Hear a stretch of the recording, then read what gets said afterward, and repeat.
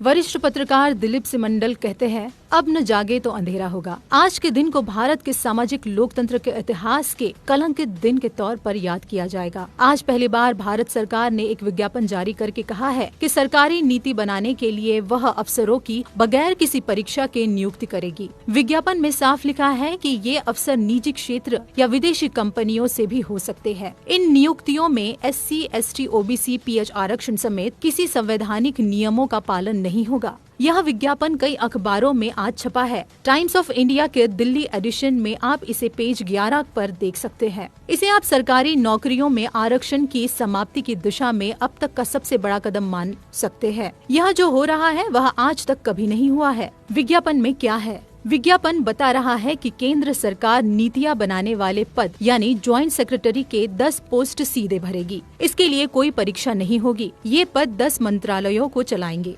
ऐसा करके सरकार संविधान के कई अनुच्छेदों का सीधा उल्लंघन कर रही है। अनुच्छेद 15(4) का यह सीधा उल्लंघन है, जिसमें प्रावधान है कि सरकार वंचितों के लिए विशेष प्रावधान करेगी। अनुच्छेद 16(4) में लिखा है कि सरकार के किसी भी स्तर पर अगर वंचित समुदायों के लोग पर्याप्त संख्या में नहीं है तो उन्हें आरक्षण दिया जाएगा।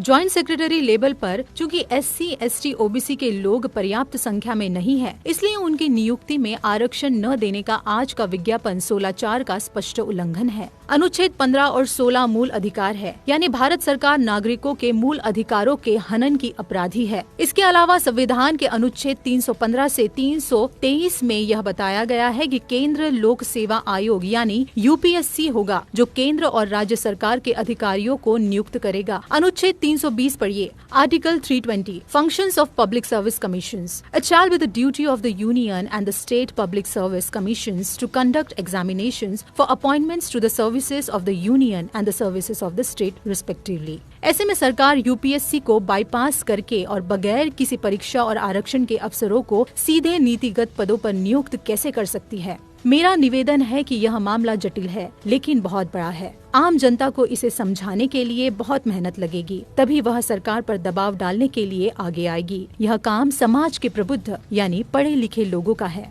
कृपया संविधान को बचाइए, आरक्षण अपने आप बच जाएगा। अगर आज सरकार ज्वाइंट सेक्रेटरी की नियुक्ति बिना परीक्षा और बिना आरक्षण के कर ले गई, तो आगे चलकर क्या हो सकता है, आप इसकी कल्पना कर सकते हैं। बीजेपी RSS आरक्षण खत्म करने की घोषणा कभी नहीं करेगी। वह ऐसा ही शातिर तरीके से आरक्षण को बेअसर कर देगी। फिर आपको भी लगेगा कि आरक्षण से कुछ होता तो है नहीं। इसके बाद की कहानी आप समझते ही हैं।